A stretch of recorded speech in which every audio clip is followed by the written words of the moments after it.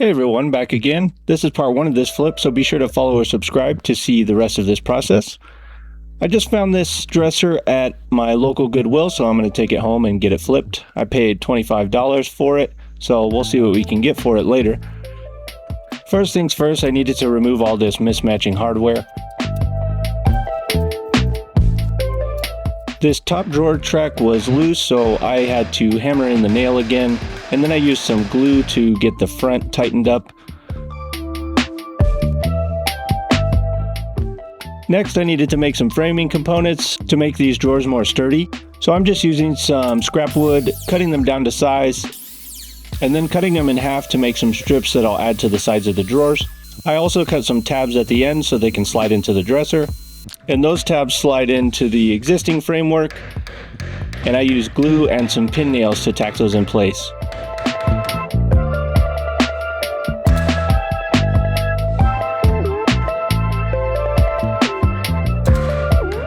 The center molding's nails were failing, so I removed it and its nails and filled those holes with wood filler, and then smoothed it over with a putty knife.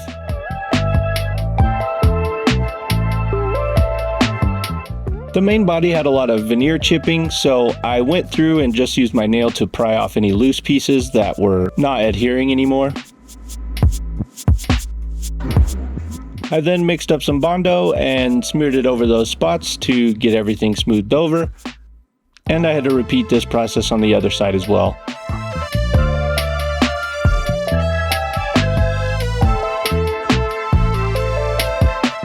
Next, it was time for sanding, so I went through and sanded all the surfaces of this body using a 120 grit sandpaper.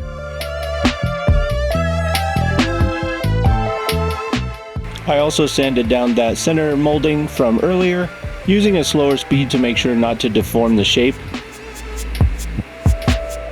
I then got that piece reattached with some wood glue and some clamps.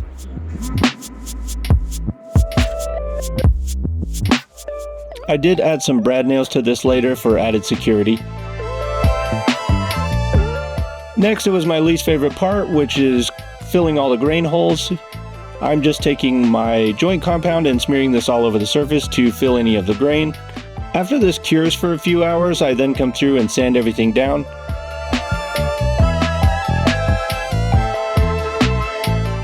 Sanding this stuff is a very messy process and definitely requires a mask. But that's going to do it for part 1. Let me know your thoughts in the comments.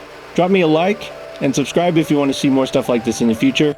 And we'll see you in the next one. Thanks for watching.